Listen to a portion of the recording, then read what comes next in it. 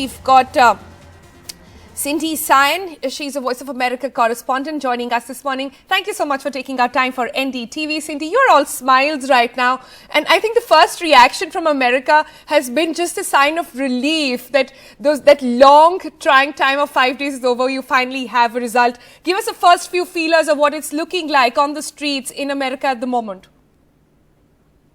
Yes, it has been a historic day, and we have seen scenes of people dancing in the streets in Washington, D.C., in New York, in Philadelphia, in Chicago, in Los Angeles, spontaneous parades. Just incredible scenes that we've never seen after an election before. I don't believe even after President Barack Obama was elected. People just out in the streets for hours and hours, celebrating, just jubilation, just a real love fest going on for Biden supporters. Right. And we earlier also saw protesters, in fact, Trump supporters out on the streets. How's that panning out? There were some concerns that there could be a law and order issue? Right. I have not seen much of that today. It's been overwhelmingly peaceful. And as I said, more along the lines of children out there and some people in Elmo costumes and all sorts of just funny and happy and just jubilant scenes. Right. Let's talk about Joe Biden's first presidential or the first speech that he's made. Many said that the speeches earlier on also were quite presidential. He fell short of actually calling it. But he's made a couple of very important points. He says it's time to heal. He says he's immediately going to go down and get onto the business of dealing with coronavirus at a time when the country is so divided at this point. Do you think that's the first big task for him, the first big challenge perhaps for the Biden and Harris government to try and heal the country, to try and bring them together and also try and put out that he's going to be a president for all of America? Yes, exactly. I think you nailed it. To me, that was the central takeaway. That he said, he quoted scripture from the Bible saying, this is a time for healing in America. And he did reach out to Trump voters. He said, I know you're disappointed. I've lost a couple elections myself. He's run for president a couple of times before. He said, but I want to be your president as well. And he said, how about we just give each other a chance? So he reached out specifically to Trump supporters and said, we're all in this together, and the challenges that we have to tackle, mentioning COVID-19 and the more than 230,000 Americans who have died, saying we need to start working on all of this together. We don't have any time anymore, and we're not going, we may be opponents, but we're not enemies.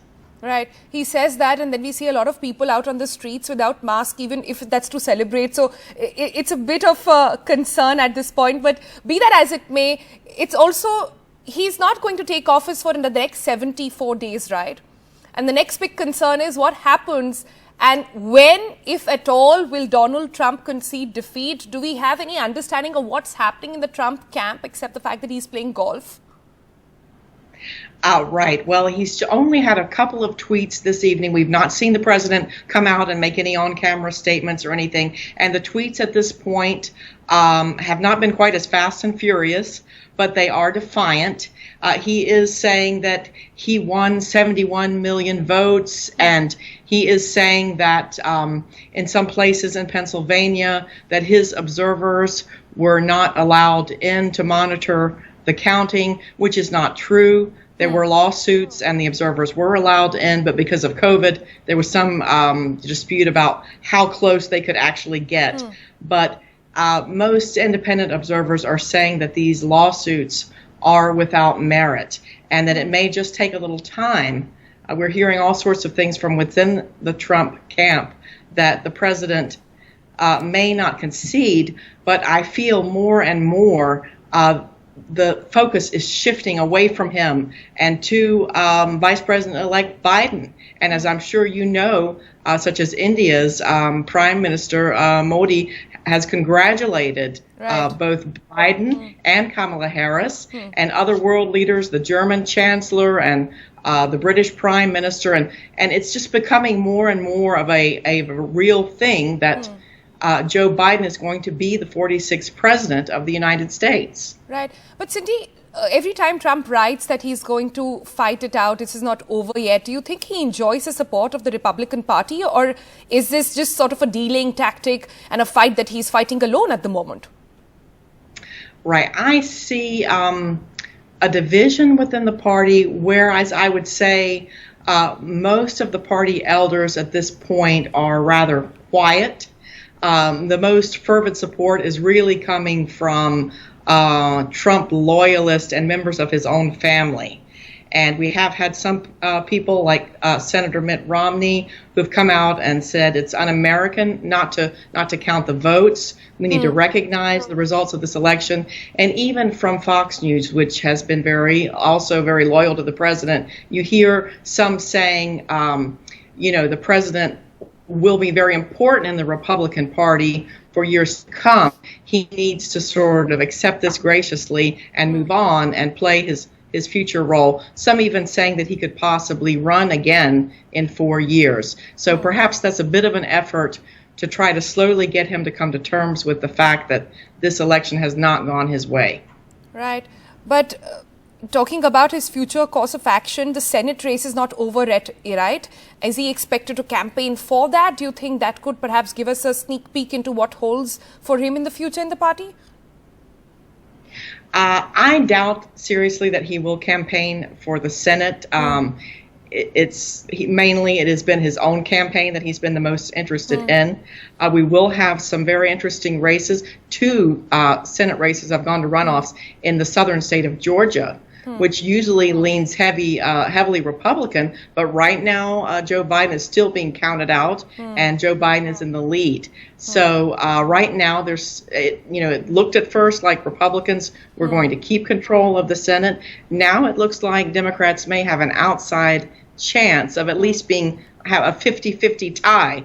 So that's the next thing that we're going to have to look forward in January is these runoff races in Georgia to find out actually which party controls the Senate, whether we're going to have divided government in America or not. Right. Cindy, last question, and it has to be India specific at the moment. We saw this interesting partnership, or if I can call it camaraderie, going on between Trump and our Prime Minister Modi. We in fact saw for the first time in the history an Indian Prime Minister go and endorse a president in the run-up to the elections. He gave a very catchy phrase, which was his own phrase back here in India, saying "Ab ki baar Trump Sarkar," almost urging, which basically meant that he urged people and the Indian American diaspora in the United States to vote for Trump in the upcoming elections. Keeping that background in mind, how do you think the Biden administration and the Indian government is going to play out? How do you think that relationship is going to be? Well, it is very interesting, and that's why I took note of Prime Minister Modi's tweets, congratulating both Vice President-elect Biden, saying it was an incredible victory, and also congratulating Kamala Harris, saying it was a source of immense pride for Indians that her success. And she also noted, she spoke about her mother, who left India when she was 19 years old, and that she owed everything to her. And she said, I don't think my mother could quite have imagined this moment of me standing up here on this stage. But I believe that, frankly, regardless of who had won, India is such a central and important partner for the United States. As you know, Secretary Pompeo was just recently there, and he made quite clear that no matter what happens, India is a central partner. And I'm sure that President-elect Biden will continue that relationship and will invest heavily in that relationship.